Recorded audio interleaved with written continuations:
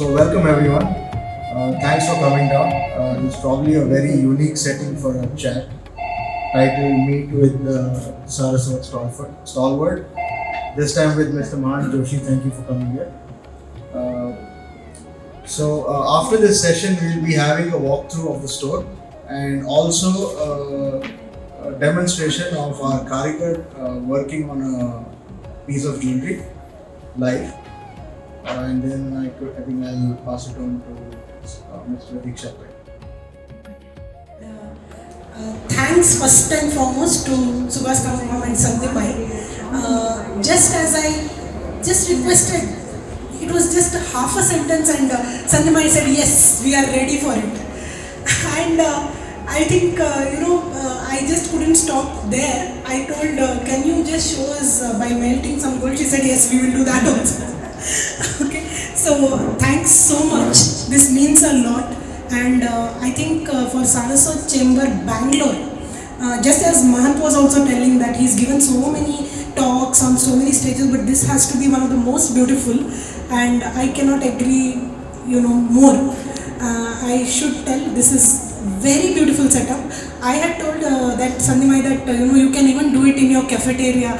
We will like it, but the initiative to do it in this very beautiful floor means a lot, and not only to me but to the chamber, wherein we know that our GSB stalwarts are very strong backbone of our chamber.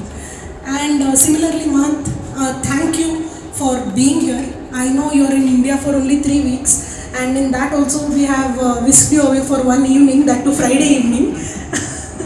And really thanks, because the more and more people from our community come forward and talk to new budding entrepreneurs or new budding professionals like me, like Sanket, like Satvik. We get to learn a lot from your experiences, because केन्ना म्हणटा एक job आसतना थंय trainings जाता, कशी in fact when I was in EY, कशी बसका कशी खावंक खाता जे ट्रेनिंग आशिल्लें, fork कशी दवरता, spoon कशी दवरता.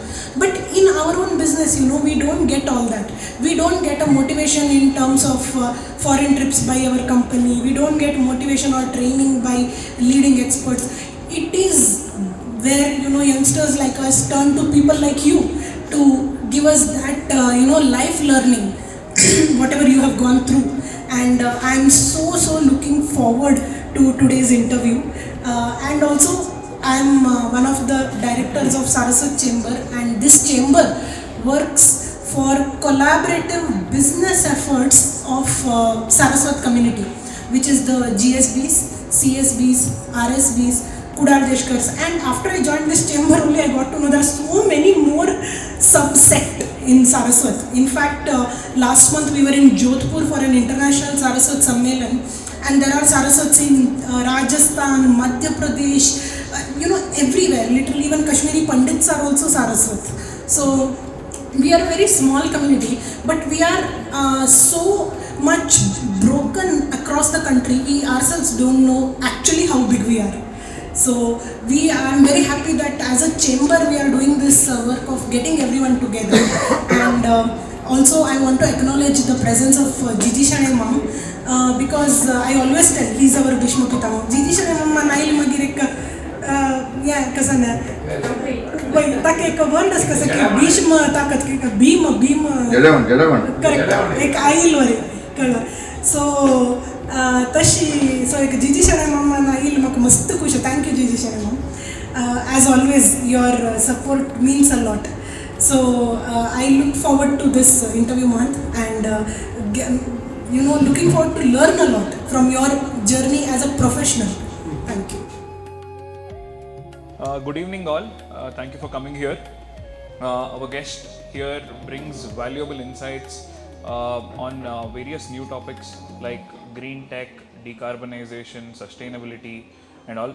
Mahanth has spent most of his career working within government systems in US, helping them build their logistics, making transportation safe for everybody over there wherever he has worked. And After that, after working in public institutions, he made a transition to entrepreneurship. He started Fleet 2, where he works with organizations to modernize their operations and develop, help them implement green tech and all. What sets Mahanth apart is his vision, his approach to sustainability. He believes sustainability is not a constraint to businesses, rather, it helps businesses create long term value. So, apart from that, he is also committed to strengthening collaborations between Indians here with Indians in the US. And beyond this, he's a founder of a non-profit organization called Cesar Syndrome Society, where he and also advocates for improving public spaces and always talks about social impact along with entrepreneurship. So we'll explore Mahanth's journey from his public service to entrepreneurship to emerging opportunities that we all don't know about. So thank you, Mahanth. Looking forward to having this conversation with you. Thank you, Ramnath. Looking forward to it. Don't ask me too many tough questions, all right? All will be fun. Yeah. Yes, all in fun. So Mahanth, you have had a very vast experience working with governments and to starting entrepreneurship and all. How do you just sum up your journey since the beginning till now? Yeah, great question. So I've had a very fortunate life. I grew up in many different countries. My parents traveled around with my sister and I. So I was actually born in Malaysia because my parents happened to be there for 2 years. I don't think it was planned. I think it just happened that way, that I was born in Malaysia. It actually caused a lot of problems because you can't be a Malaysian citizen unless your parents are Malaysian. You can't be a US citizen unless your dad was a US citizen for 10 years, which my father was not. And you can't be an Indian citizen if you're born in Malaysia unless your dad is an Indian citizen. So none of those three things applied to me. So for 10 years, I had no citizenship at all. I was basically an alien without a country. And then at age 10, I became a naturalized US citizen. So my background was growing up in different countries, Saudi Arabia, England, different parts of the US. But coming to India was always the base for me. And in particular, Coimbatore, where we have my dad's side of the family, and Udupi, where we had my mother's side of the family. And many of you here are probably familiar with Indrali. That's where my grandfather's house was, Prabhakar Pai. And that home was like my real home because we moved so much from so many countries and we lived in 4 different US states. And then I went to college in Washington, D.C., Georgetown University. So for natural reasons, I decided to go to Georgetown University, which is the top school for foreign policy in North America. And I had a great experience there. Many Georgetown University graduates end up in the government of some type. Some of them became congressmen. Some of them ran for other offices. In the United States, there's 3 levels of government. There's the federal government, that's Washington, D.C., and a lot of you have probably heard about this guy named Donald Trump. The most beautiful president we've ever had. The White House is 2 miles away from where my university was. And if any of you are familiar with the Indian Embassy in Washington, D.C., has anyone here been to Washington, D.C.? Okay, it's on M Street. And by chance, I worked as an intern for the economic minister of the Indian Embassy that summer, a man named Sudhakar Rao, who's also from Udupi. And I found out just randomly that his mother was friends with my grandmother, Nirupama Pai, in Indrali. So a lot of connections from this part of the world to the rest of the world. I think all of you know here that those of us from this region Karnataka state in general and the coastal region, where a lot of the Saraswats here might have come from, are very enterprising people, very scholarly people, and very successful people. This is a heritage we need to continue. I'm really glad that this chamber is doing that. Okay, so Georgetown University, I studied for 4 years, undergrad. I wanted to get into government and I wanted to try to help the planet, the environment. I believe we are destroying our planet, and we like to call our planet Bhumi Devi here in India. It's Mother Earth. We're not treating her as if she's our mother. We are actually destroying this place. And all of us here, anyone here has children, grandchildren, nieces, nephews, imagine we're taking a place and then we're giving it to our children. We're making it worse than the way we found it. And that's in many different ways. Carbon emissions, it's in the way that we are mining for things. It's in the way that we are throwing space junk into the space to do various things. So the oceans are being destroyed as well. And if you follow the coral reef system, which is a good way to measure the health of our oceans, they're being destroyed all over the place. So when I graduated from college back in 2001, I moved to New York City to work for the New York City Parks Department. This was 1 month before an event called 9/11 happened. And I was a 22-year-old fresh out of college in New York City. And my sister, Mahanth Joishy, she was actually right there underneath that building. And a few inches, feet here or there, she might have passed away that day. And a number of my friends who worked in that area. So 9/11, I'm working for the city of New York with the Parks Department. So the Parks Department, has anyone been to New York City? I hope. Okay, if any of you have seen Central Park or some of the other public spaces there, that's maintained by the New York City Parks Department, now overseen by somebody named Zoran Mamdani, who's the mayor. I mentioned there's 3 levels of government. Every city in America has its own mayor and its own departments that don't report to the state or to the center or to Washington, right? And so in the case of New York City, I worked for 11 years with the Parks Department. And then another 5 years, I was promoted with some other members of my team at the Parks Department to run the fleet for the city of New York. So if you're familiar with fleets, I'll explain that a little bit because it's highly tied into my career and some of my aspirations of what I'm hoping to do in India. The city fleets are the police force. That's all of the police cars. It's the ambulances, it's the fire trucks.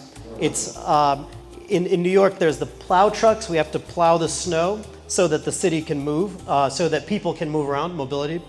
Sorry, I can talk for hours. We haven't even gotten to the question, right? Long story short, so I was in city government for 16 years in New York City. 8 years in Madison, I got a promotion to work for the city of Madison as a department head, running the fleet department for Madison, Wisconsin. And Madison, Wisconsin was far behind New York City. So New York City is the most populated city in North America, and it's most advanced, I would say, in its city government. So I took some of those principles to Wisconsin, which is in the Midwest of the United States. Madison's a much smaller place. New York City is the #1 city in North America, and Madison, Wisconsin is number 80th biggest city, much smaller. And I had a great career there, 24 years total, 16 in New York, 8 in Madison, and then I've decided to go into consulting. Yes. As of very recently, in November, Yeah. I quit my job. Yeah, as we got to know, it's a very illustrious career in the government. You climbed through the ranks and all those things.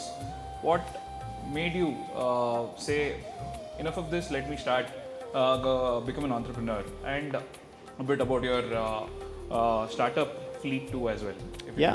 Yeah, that's a great question. I was very comfortable as a government bureaucrat. I had a really good team of people I'd hired myself, and we accomplished a lot of great things. But I came down with an illness over the last few years, something called Cesar syndrome, and that's a type of lymphoma.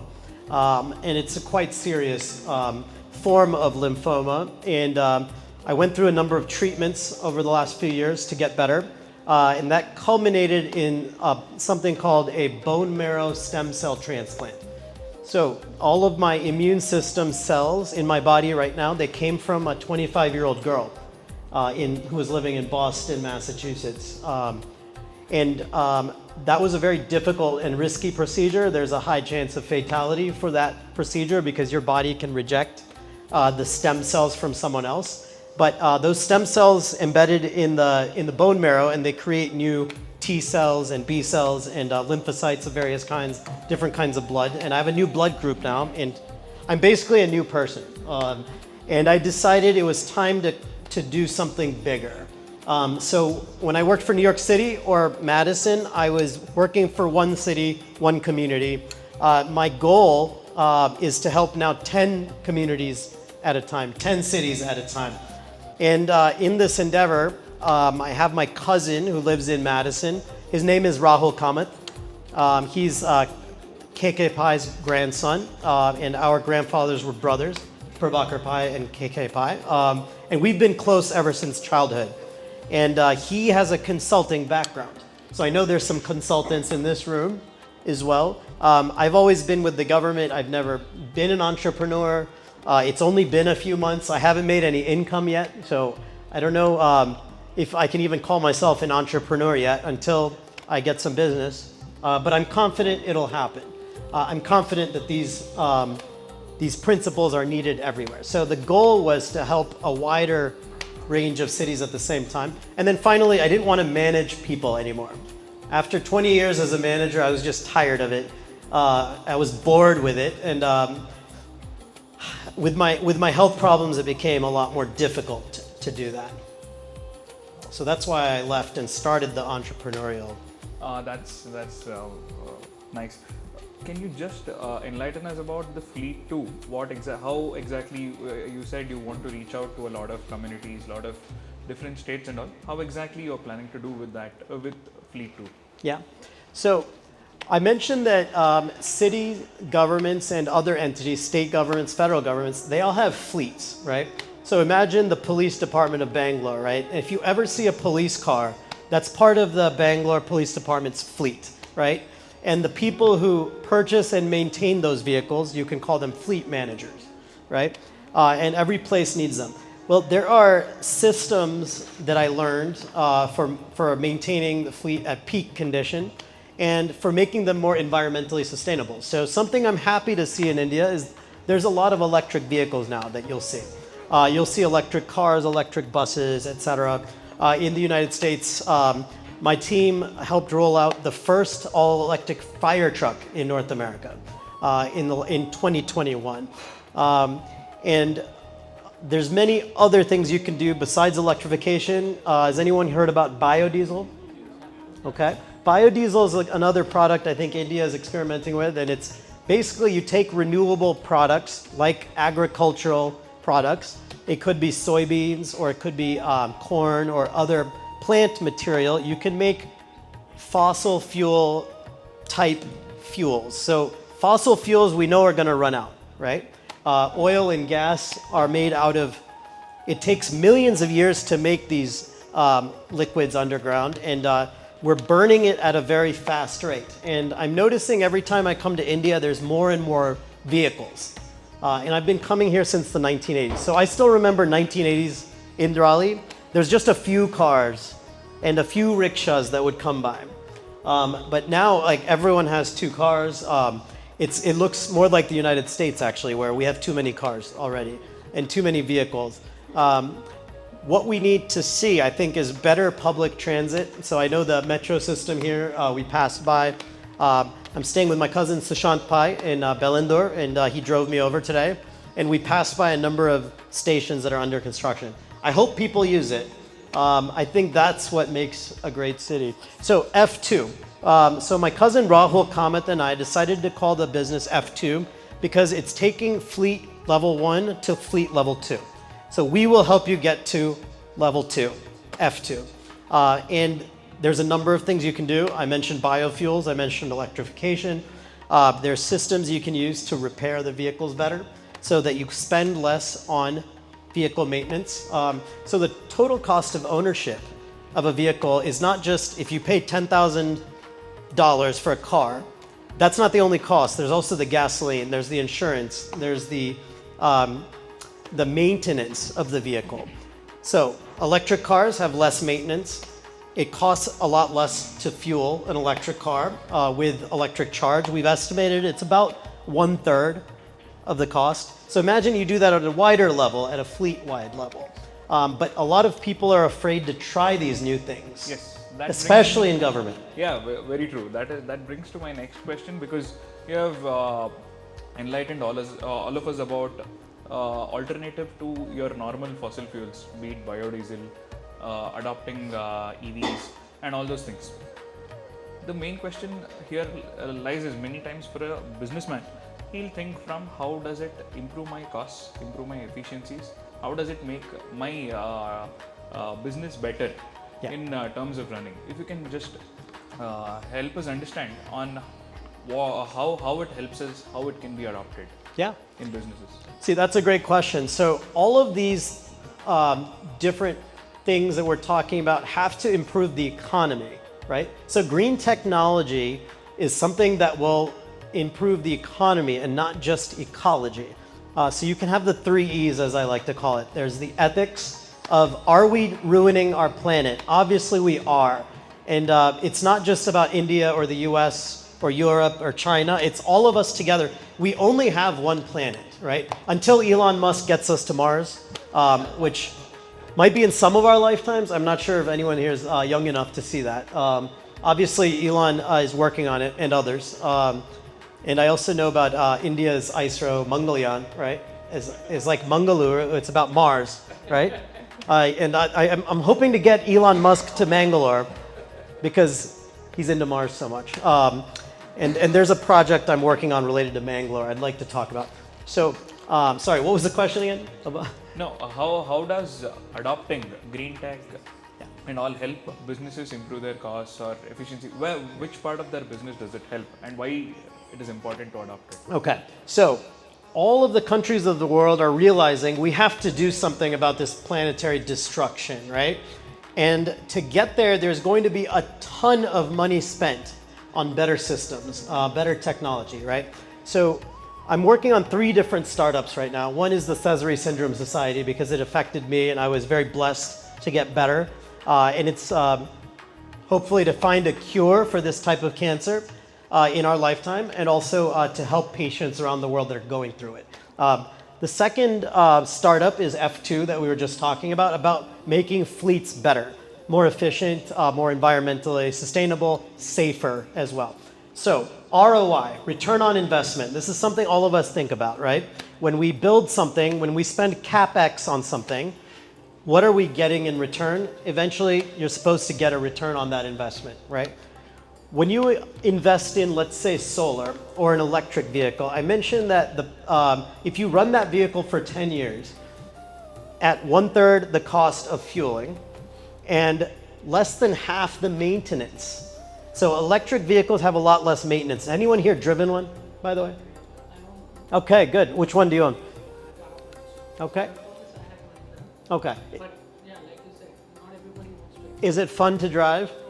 It's so much fun, right? So there's no less performance in these cars. Not even thinking on it. Right. Just plug in, plug out, drive. Plug in, plug out. Now, there's You no... get your own parking space. Yes. Oh, that's a good thing, too. Parking is at a premium these days, right? So you don't have to do oil changes, right? So also you have less parts. So a gasoline or diesel engine have thousands of parts that break down. So the maintenance is much higher because you're replacing parts. So there's an ROI right there on maintenance. Number 2, when you need more maintenance, that means your car is in the shop more often. So if I'm running a fleet of plow trucks and it's a big snow, like when I left Madison, there was more than a foot of snow on the ground. I could show you a picture of my backyard. It's just covered in snow. We have to plow the streets. We can't say that the trucks aren't working. We just cannot afford to do that, right? So fleets can get ROI on maintenance, on fueling, as well as, hopefully you won't have to spend so much time where the truck is down or the car is down. So I'm hoping your electric vehicle isn't in the shop very often, right? So there's less maintenance on electric vehicles, which is why everyone here should be getting an electric car as soon as possible. It's worth it. Capital cost is very high. So you have to pay some more upfront, that's right. But the ROI, if you drive a lot, the ROI is 3 or 4 years to get that back. And the more of us who buy electric vehicles, the cost will come down for all of us, right? It's supply and demand. So now China, almost half of their vehicle sales are electric now. They're really killing us on this and the supply chain behind it. And they're making the money, right? We need to develop in India our own industries to make these things and to sell them abroad as well. Yeah, so then it brings me to another question. As far as adopting EV and all in businesses is concerned, have we reached that maturity in technology yet, or are we the early adopters? Okay, we are at the very beginning of this revolution we can call around technology, right? I think most of us were around when the internet started coming up in the 90s and early 2000s, and then smartphones came out in the 2000s.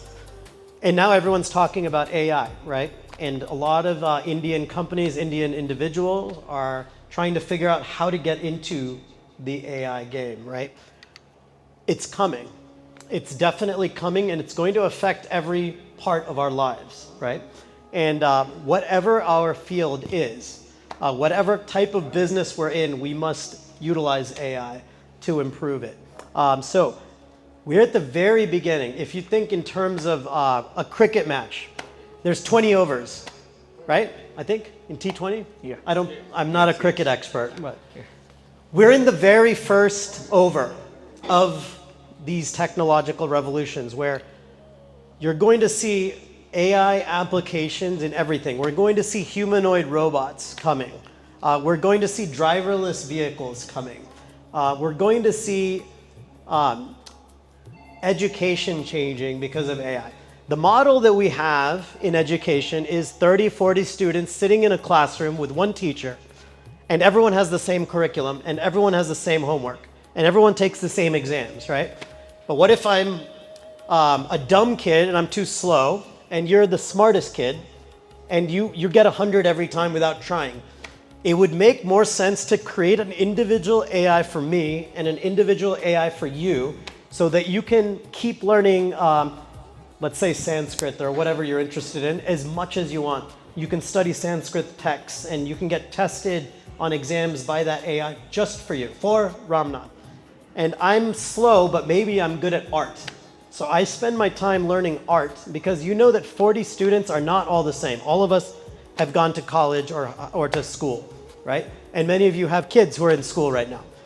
We don't all learn at the same pace. So AI is going to unleash all kinds of economic activity. It should benefit India greatly if India does it correctly. And if the United States does it correctly, and if China does it correctly, it's a great big race. This brings me to the third startup I'm working on.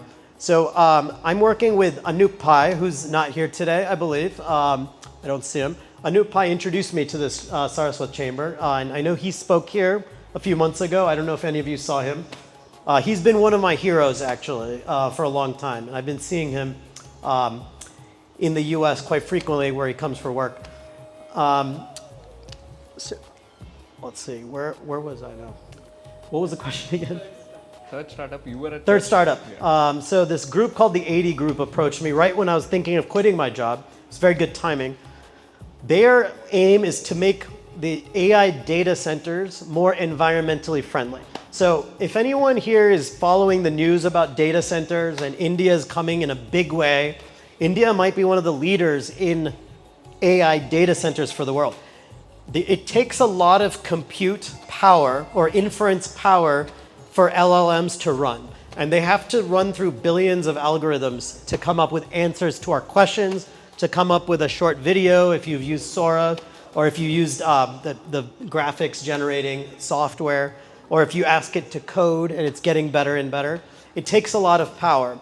But the data centers need a lot of electricity and they need a lot of water. And I heard in Visakhapatnam, they're building the largest one in the world, Google, in partnership with maybe Reliance or Adani Group, one of those, in Visakhapatnam, another coastal place. It's going to be a huge and potentially very poor for the environment data center. So this third startup venture I'm a part of is dedicated to technology that can draw less power and less water for data centers. And we had a very good meeting in Mysore 2 days ago. There's a company called Vigyan Labs, Vigyan. They're running a really good operation there with top-notch software and hardware to make it more sustainable, which is something we all want. There's about 160 data centers in India right now. A number of them are here in Bangalore. There's an opportunity to make this build out clean and green. And if you follow the news, the hyperscalers are spending $1.5 trillion a year on these data center build outs. It's a huge amount of money, and it's single-handedly propping up the United States stock market. So it's good to invest in this AI boom if you can. Yeah, amazing. Very nice investment advice also, just like how you explained. Companies are now focusing on going completely green, trying to reduce their carbon emissions and all those kinds of things. We have governments also stressing on the importance of this through either ESG reporting and all those kinds of things. So definitely there's a booming upcoming market. So what kind of technologies do you think will be there tomorrow, and what should we do today to reap benefits of that technology tomorrow? Yeah. So I think a lot of what we are talking about comes down to energy, right? We want to do a lot of great things with technology. We want to eliminate poverty, and we need better healthcare and better research for medical reasons, and we want to explore space and other frontiers, right? If we're going to get there, we're going to need a lot of energy to manifest that computing power, right? And India can become one of the centers for this, and I think it's already happening. So just a few days ago, I was driving with my cousin Sushant from the airport on the ring road to Bengaluru. And there were all these buildings that weren't there on my previous Bangalore trips. It's expanded. So I think foreign companies recognize Bangalore's value, that Bangalore has a lot of talent in this area. A lot of you might know folks that work in the IT sector, or you might be in the IT sector yourself. I think it's a growth area. And I think what we'd like to see is going up the value chain from companies that are doing business process, or that are doing back office work, or are doing some of the lower level work, to go higher up the chain towards building world-class companies right here in India. And I think there's a huge opportunity. We have great universities here in India that graduate people every year. They're highly qualified. Manipal is one of them. Manipal is a very good university system for medical, for engineering, for other things. So I think I mentioned we're in the first over of a 20-over match, and it's not clear who's going to win. In theory, all of us win together, right? We have one planet that we share. And if India doesn't lead the way in this area, the entire world doesn't have a chance, because this is the most populated country in the world, right? It's a democracy. We have a chance to show that India is leading the way, right? And that this is the right way to do it, not the way China's doing it. So I've mentioned China a few times. When it comes to a lot of these areas, China is leading India, right? That includes electric vehicles, the batteries, the supply chain for them, the bullet train network in China. It's fantastic. They cover every part of China with this bullet train network, and they build it quite quickly. However, they're doing it with a communist system that's very top down.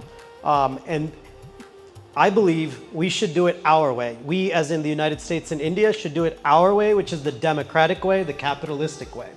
And we need to win these races, especially in AI, because that will determine who the world leader is in the future, right? I think it's pretty clear the three major powers in the future, and this is the geopolitics nerd in me coming out a little bit. It's India, US, and China are going to be dominating the 21st century in the near future. I think Europe's falling behind. Africa, unfortunately, has never gotten out of its third world status and is struggling with war and other things. So. Yes. Now that you have anyway touched upon saying India and US, you see them being really great superpowers in the future. You are very passionate about the relationships that people in India and Indian people in US have to. You advocate that they have to collaborate a lot. Can you? Why do you feel it is important, and how does it help both the parties? Yes.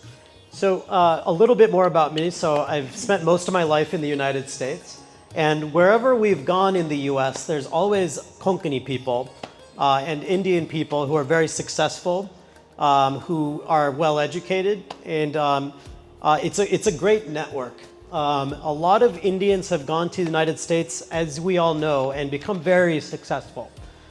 There were those like my parents who went in the early 1970s and settled in the US, and I'm sure all of you have relatives or you know people that have done that and that have stayed there and contributed to the American society, especially in the medical field and in the IT field. And you'll find Indian professors in every university in the US in things like nuclear engineering and in medical research and all kinds of things. You're also seeing US companies coming to India and being very successful, right? So just on that same drive, we would see Intel, we would see Google, we would see Microsoft. I know that OpenAI is looking at India, and what we have is a bit of a bridge between the two countries, the two cultures. And it's not government to government that makes it run, it's people to people. So it's company to company, it's relation to relation. So for many years, my dad has been in the US since 1970, but he was remitting a lot of his salary for my grandmother and grandfather, for example. Many people are working abroad and sending the money back to their families here in India. So that's one kind of connection, financially especially. Now you're seeing Indians at the top posts in the United States government. There's a gentleman named Ajit Pai. I don't know if any of you heard of him. He was one of the highest officials in US government, the FCC chairman, Federal Communications Agency, a friend of mine as well. I know him because his mother went to medical school with my father back in the 60s at Jitmer Academy in Tamil Nadu, which is how we knew that family.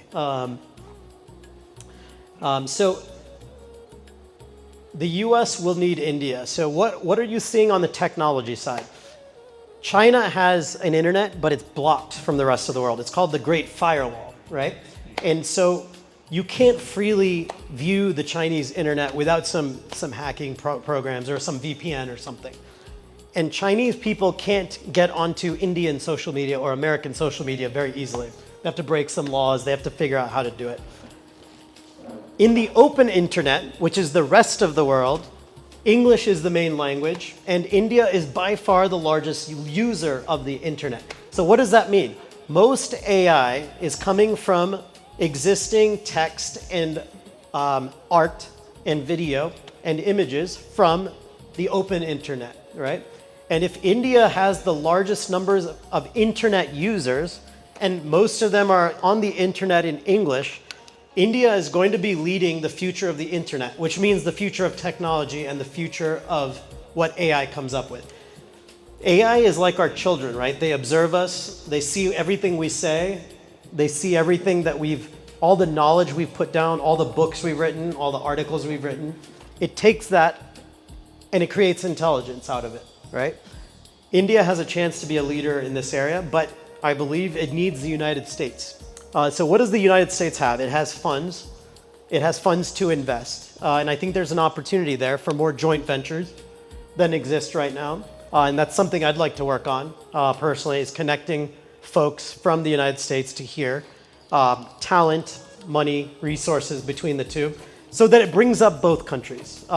Something I've always advocated for, and this is a personal thing, you might not all agree with it, but I think this will become necessary, is I would love to see the US and India work more closely together militarily. And India has been a non-aligned country, if you follow geopolitics, since 1947. It's decided during the Cold War, it was not in Moscow's camp, it was not in Washington's camp.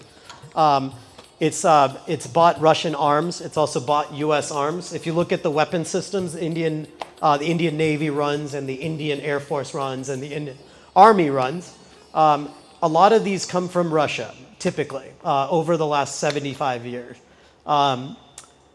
Russia now can't provide that level of weaponry anymore to India because of the Ukraine war, right? So Russia's busy with the Ukraine war. Most of the munitions Russia's creating are going towards there. I personally think the US can provide a lot of what India needs for its military. I would prefer to see more joint patrols and exercises. Right now we do have a strong collaboration between the US and India on exercises. Has anyone heard of the Malabar exercises? So the Malabar exercises have been going on since the 1990s. It's a naval exercise where US warships and Indian warships do a joint exercise together in different parts of the Indian Ocean or the Arabian Sea, or now they've added Japan and Australia to that, what's roughly known as the Quad, if you've heard of that. It's a strategic framework. It's not an alliance. Alliance means if someone attacks one of us, we will go to war for the other one. So if you've heard of NATO, the alliance that's kept the world order going since 1945, since the end of World War II, the NATO alliance was created by the group that got rid of Hitler and Mussolini and the Japanese Empire in World War II. We rebuilt Europe, rebuilt Japan. I think the new NATO could be US and India. Democratic principles, the world's oldest democracy, the world's largest country, period, and world's largest democracy. Both will be the basis for artificial intelligence.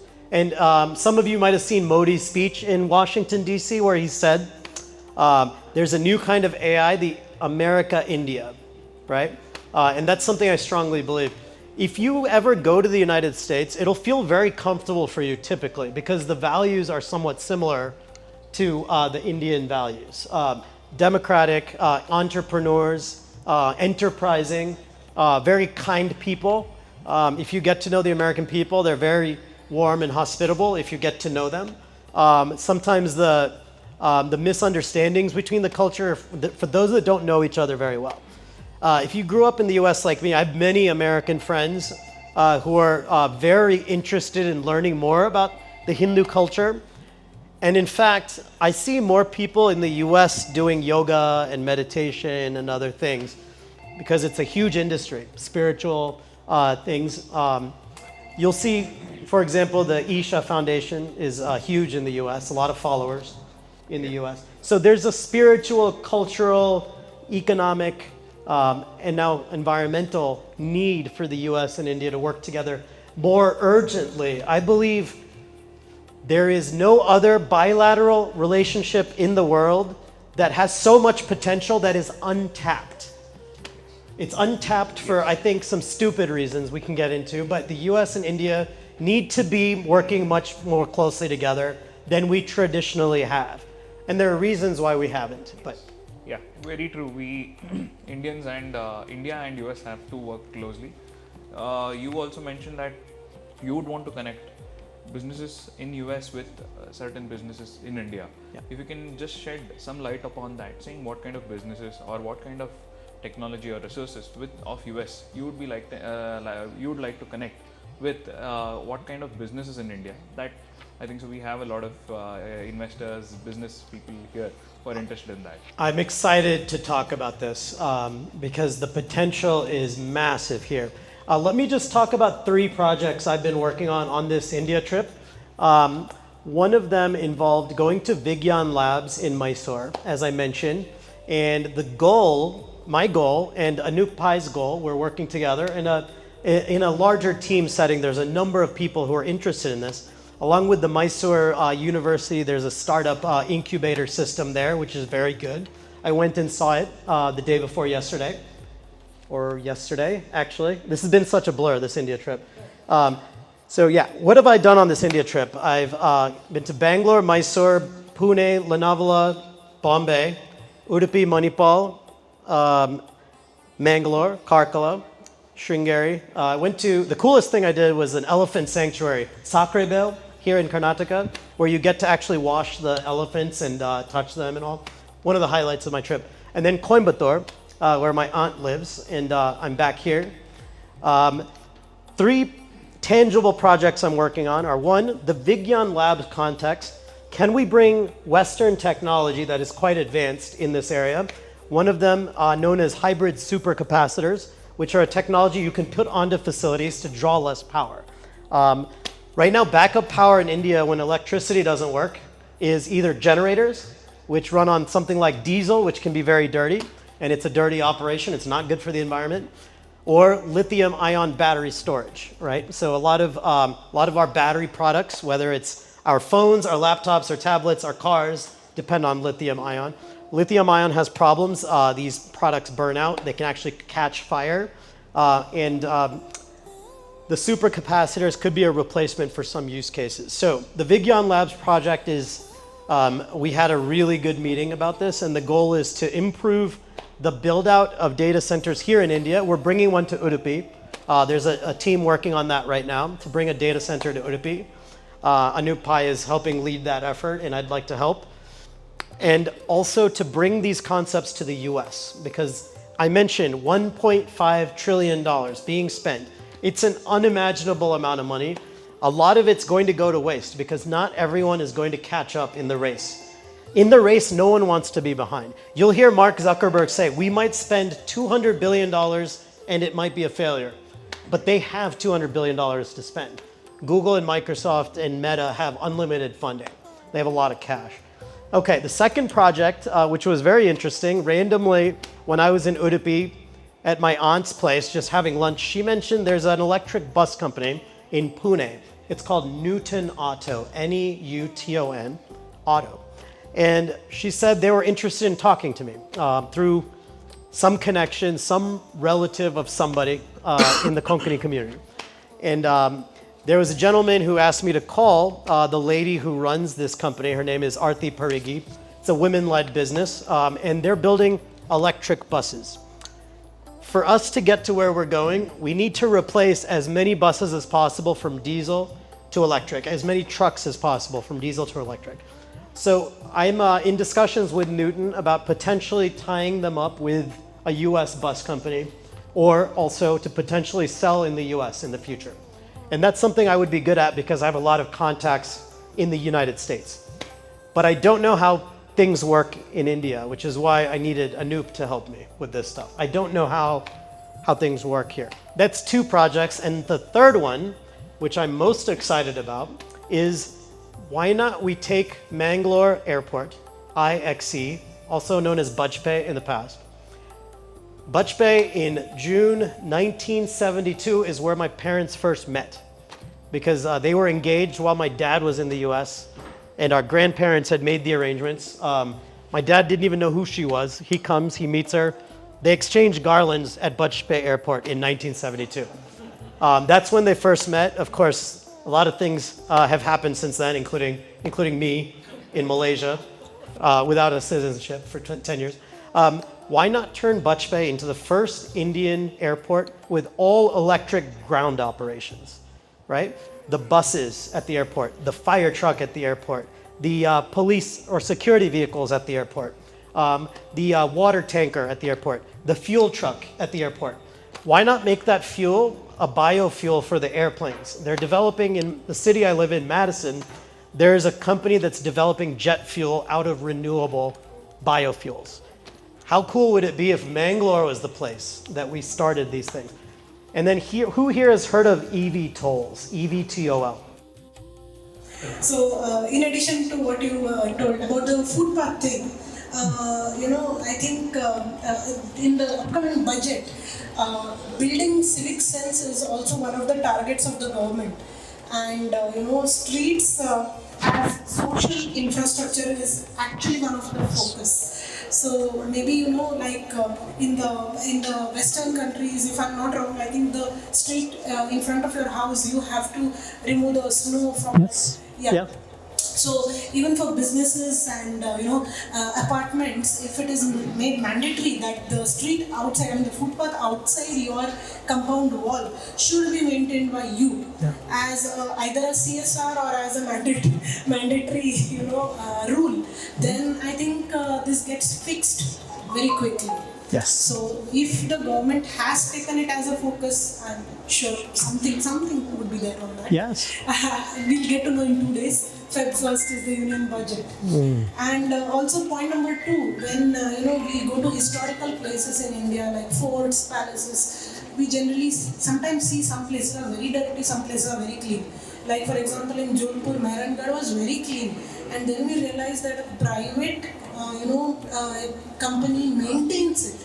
So where people have the resources, if, as you said, if they can channelize it in a proper way, because the more clean it is, the more tourists will come to visit, and they can make money out of it. Yes. So it's a circular thing. Money is always circular. It's circular. That's all money is, right? Yeah. So of course, that way is, I think this problem gets tackled in no time. If everyone puts their mind to it. We will. And point number 2, I think the way you spoke about Bajpayee Airport where your parents met, and you remember up to the washroom which you shouldn't use. So what I would suggest is, as you said, talking is easy, implementation is difficult. We were talking about the Mumbai, there is a port which is getting built, and everyone can take a piece of the pie in terms of whatever services they provide. So, as far as the Bajpayee Airport dream is there, if we can find like-minded people, maybe starting with this room.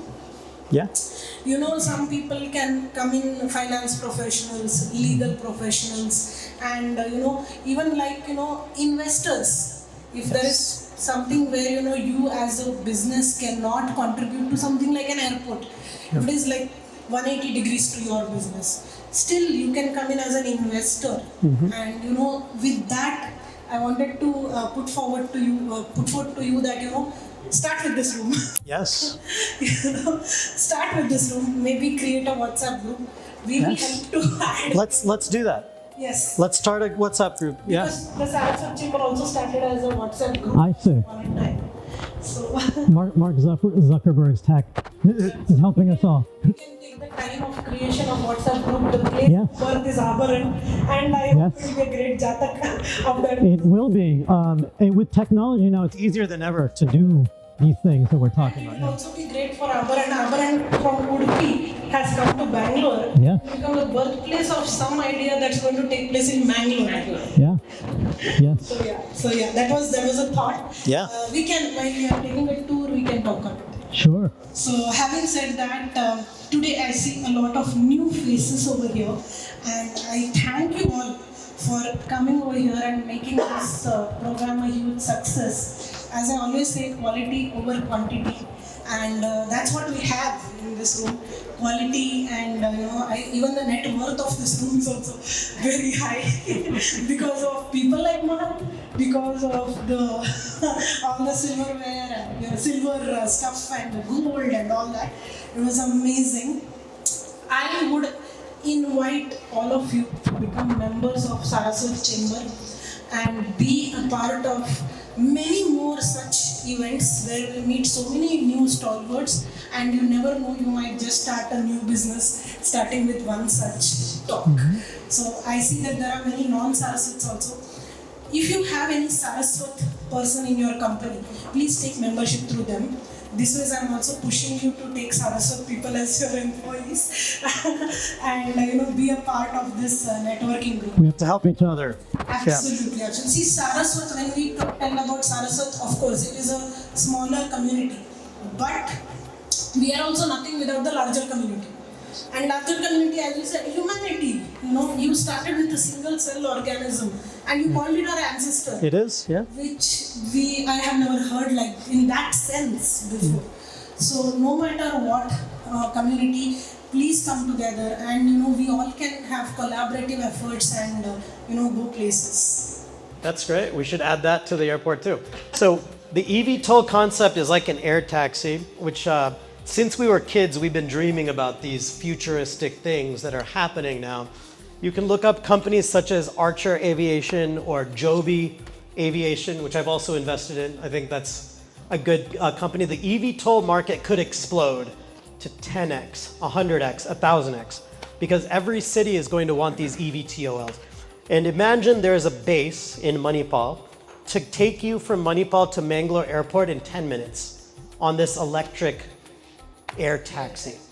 And they're testing these right now in China and in Abu Dhabi and Dubai and in United States and Europe.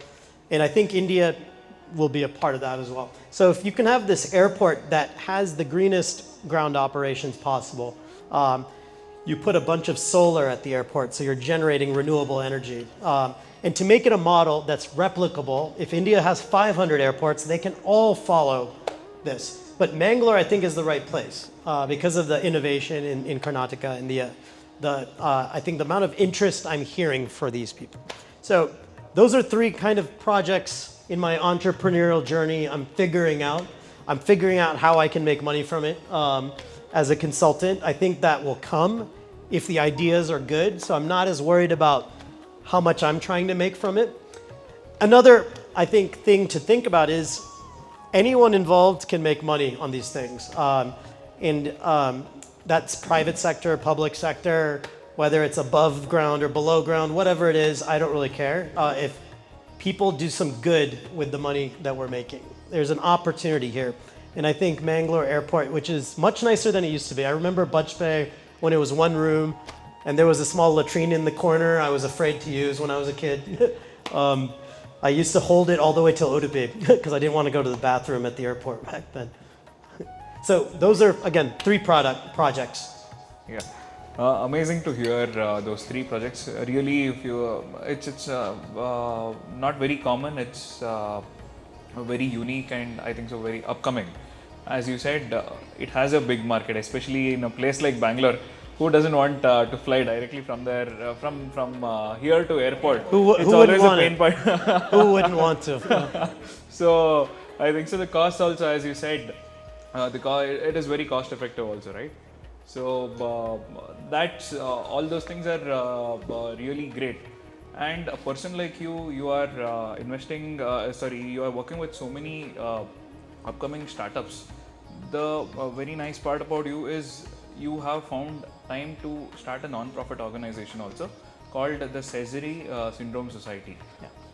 Can you just tell us how was that journey? What are you trying to achieve from there, and all also?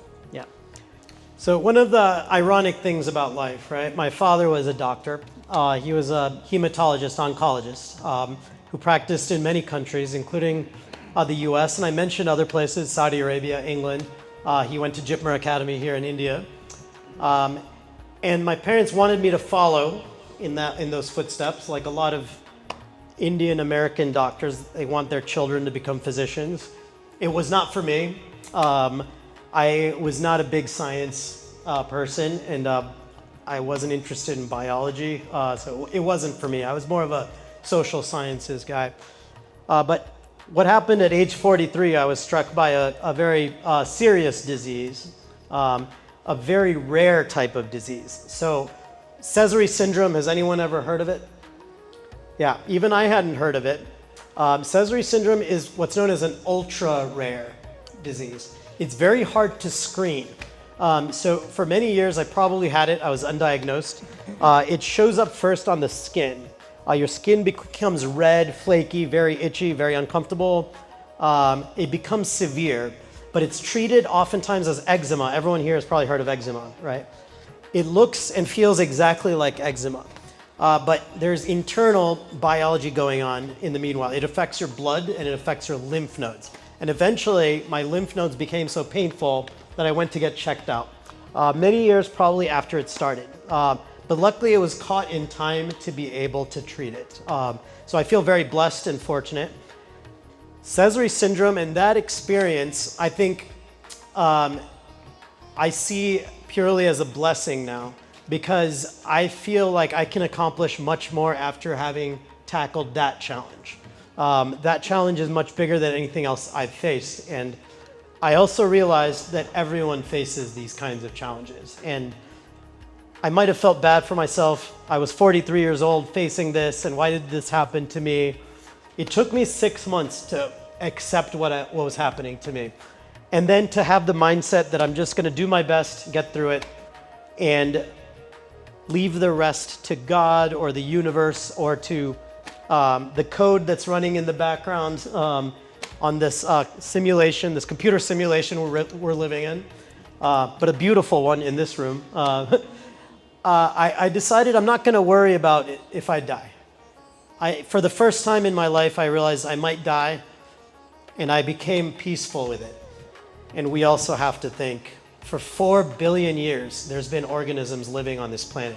This one planet that we know about, out of trillions of solar systems, our ancestors were actually single-celled little organisms swimming in the ocean, right? That's how we all started. For 4 billion years, every single one of them has lived, and every single one of them has died.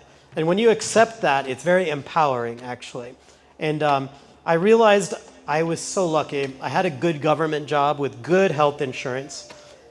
The transplant that I mentioned was probably a $2 million procedure, which is not affordable for almost any family, but my insurance covered it.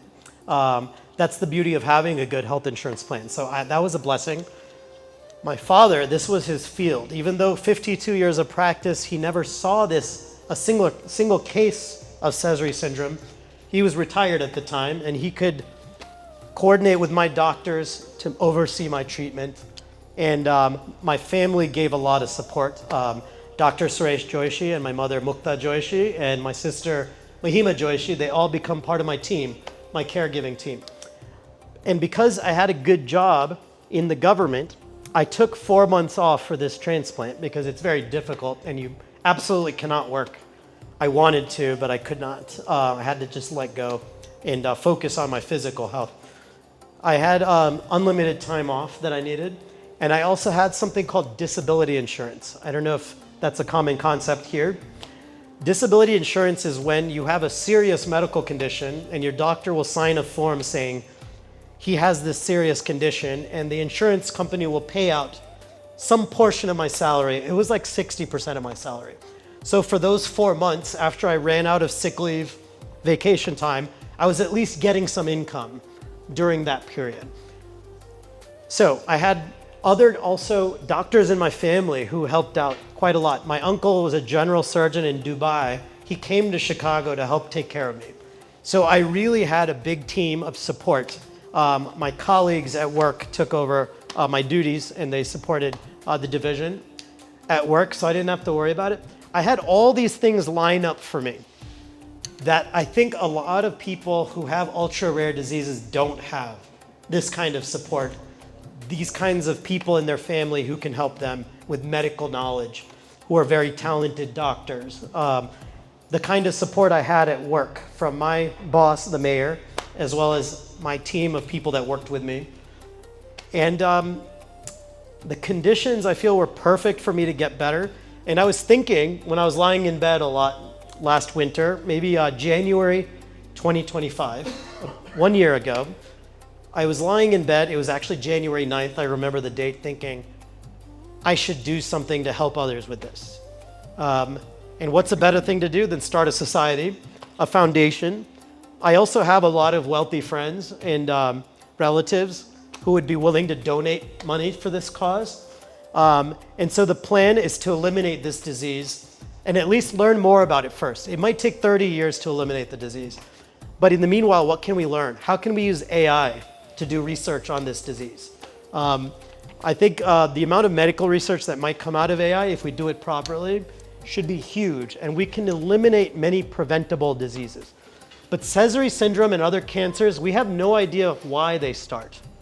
And cancer itself, it affects all of our families. I'm sure all of you know someone who it's affected, and including my own grandfather and others. It's really 200 kinds of diseases, 200 kinds of mutations. They're not all the same. So even if we can solve one of them, which is my goal, that doesn't mean you're going to solve all of them in our lifetimes. But maybe if a number of us are working towards this goal, we can work together, share resources, make it open source to solve any type of cancer or ultra rare disease. That's something I'd like to work on. So this is honestly the startup I'm most passionate about. A very, very amazing initiative, because given how rare this is, somebody like you, if you have started a society like this, people who are detected, they can look up to you, they can come to you. There is hope, and it's a very amazing initiative. This is not the only social cause that you are working towards. You also advocate that each of us individually are responsible for improving public places. So why should we do it when we have governments? And how will it improve our lives or our businesses and all? Yeah, so this is a complex question. But I'll just give you my opinion from a local government career. Something I've seen on all of my trips to India since I was a child, and I always loved visiting, but certain things used to bother me. A lot of times you'll see people throwing things on the road, right? On a typical journey within Bangalore or in another city in India, you'll see people throwing litter on the ground. If you go to an outdoor garden in a place like Bangalore or Mangalore, you'll see people throwing things on the ground. So maybe they'll have a picnic, maybe they'll drink some beer, whatever they're doing.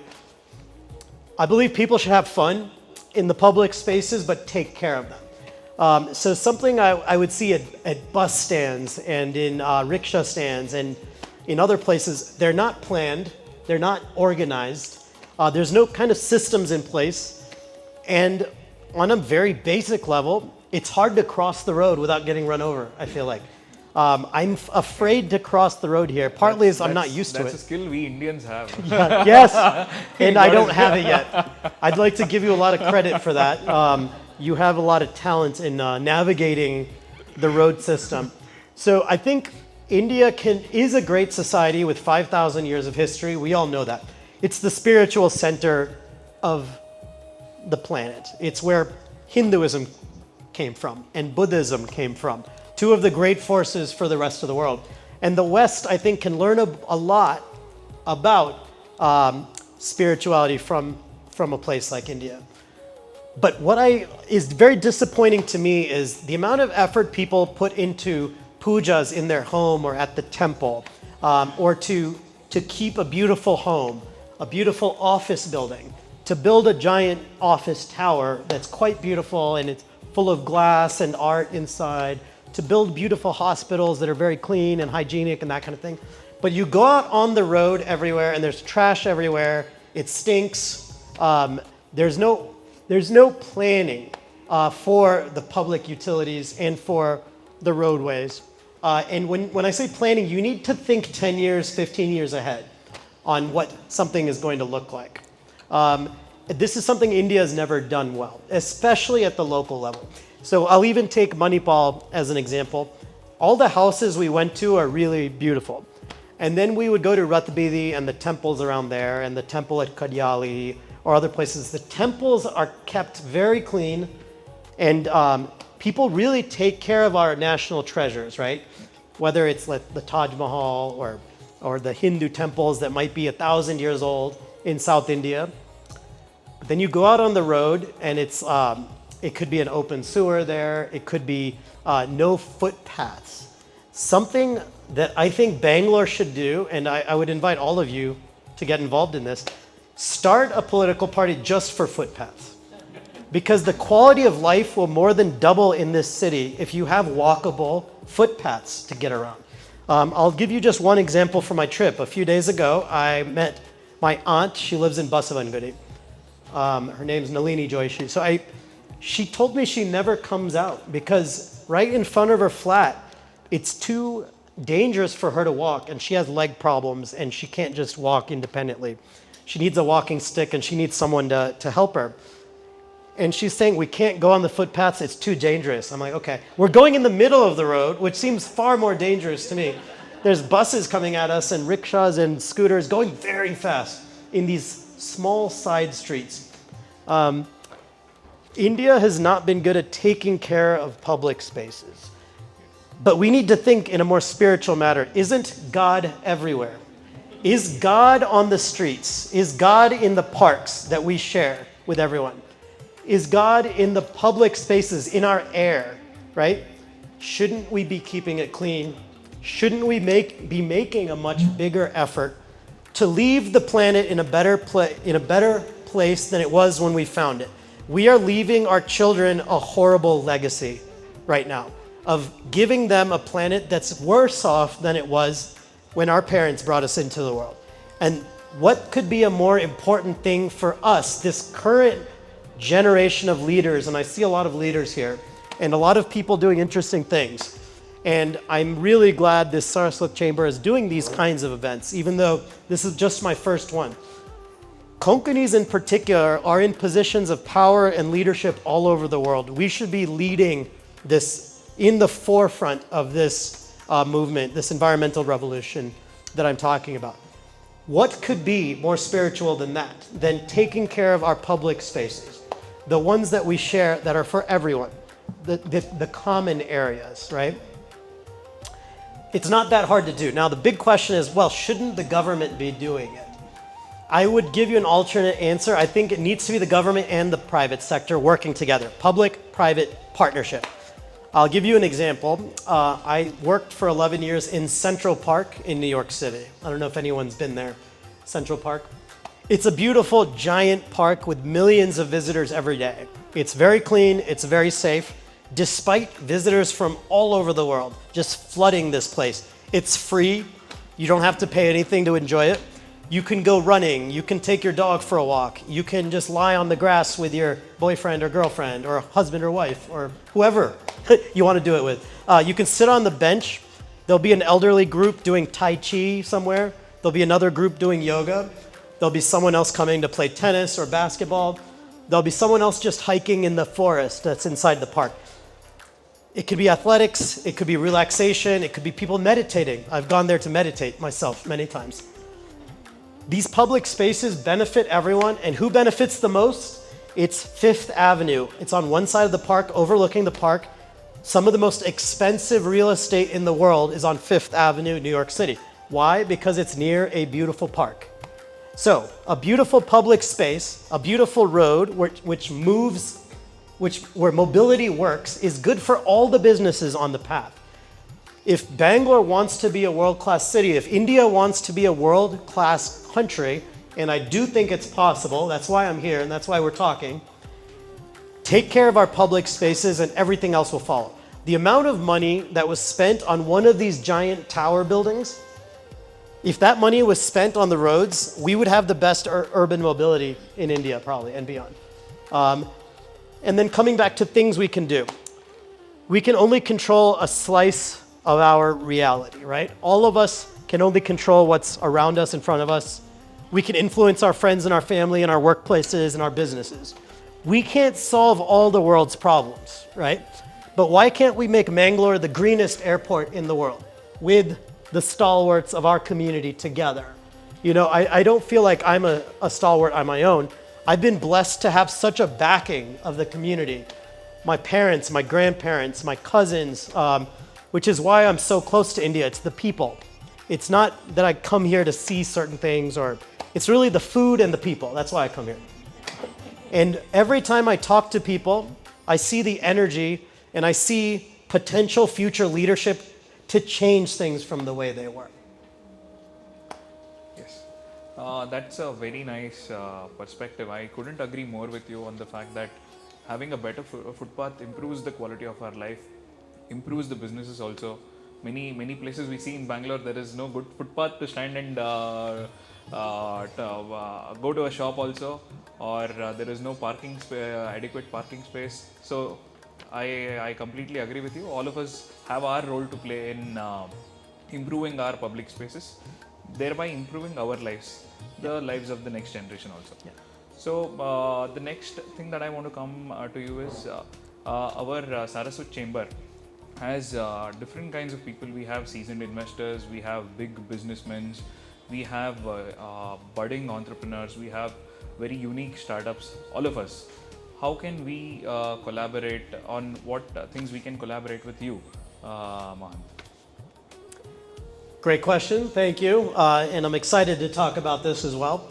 There's a huge potential to make improvements in the areas we're talking about. So I've spent some time talking about problems, right, in Indian society, and every society has problems. America has a lot of problems, and I'm kind of seeing, if you're familiar with history, they talk about the fall of Rome. Rome was the world's power for a long time. US has been since 1945, since we dropped the nuclear bombs on Japan. US hasn't had any rivals. China's coming up. As we talked about, AI will determine who the future leader is.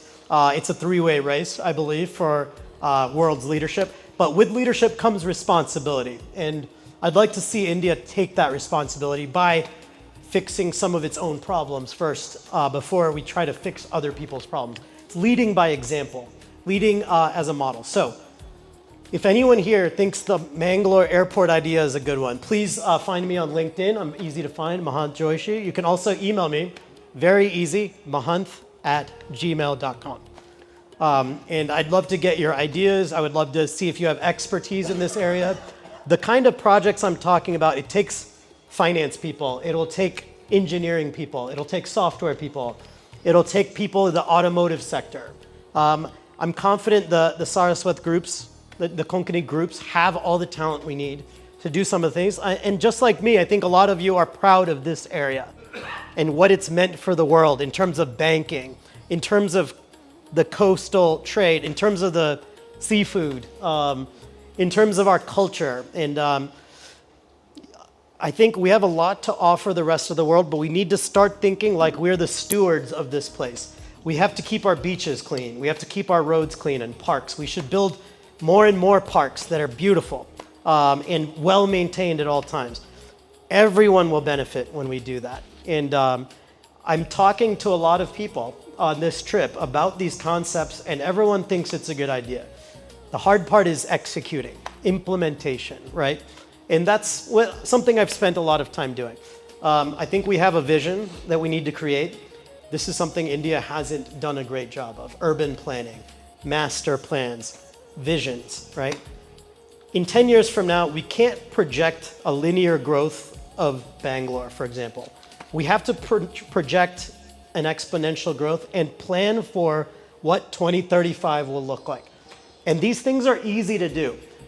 Footpaths have been around for thousands of years. It's low technology. It's a footpath. It's not hard to do. It's just that no one wants to do it. And you know, when there's some construction, they'll dig it up and then they won't fix it again. It's easy to do these things, but you need accountability. So ideally, it could be public-private partnership where you have the government is involved in it because the government realizes if the local businesses of your community do well, that's good for the local government. You get tax revenue, right? You get tax revenue, you get economic activity. And what you'd like to see is within the community, people buying from each other, right? So if I've set up a business in Bangalore, ideally, I should get my items from other Bangalore businesses. Just this morning, Sushant and his wife Anu took me to, what was the name of that business? The Yard House. These beautiful, they make beautiful items there that she and her team are building right there in Bengaluru. And I got some table mats for myself and my mother. And they're easy to clean, and they're beautiful patterns, nice colors. We should be buying things from these local businesses instead of someone else. right? While you're here, if you need jewelry, please buy something before you go. We should support our own local economy. What happens with some of these hyperscalers? When you buy from Amazon, every item you buy, they're sucking money out of your community and putting it into Silicon Valley. Every time you order an Uber, they're sucking the money out, 30% of every ride, and that money is going somewhere else to make rich investors in Silicon Valley even richer. They don't need the money.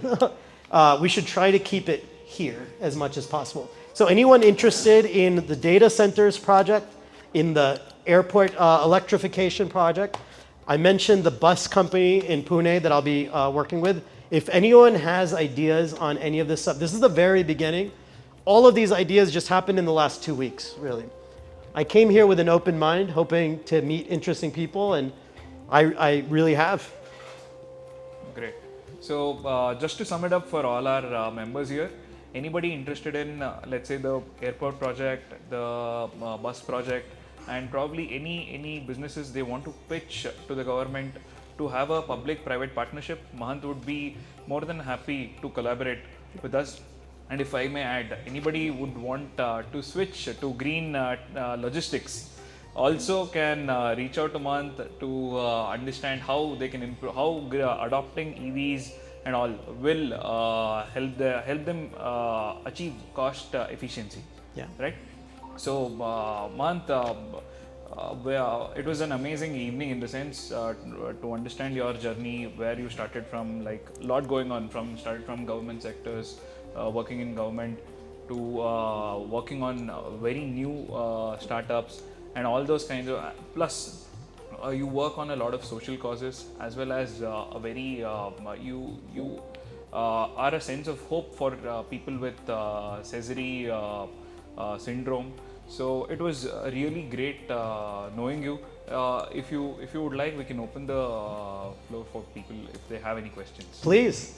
Just 2 things I would add. If you want some sure shot money makers, millions of dollars to be made in India, we need a lot more electric vehicle charging stations.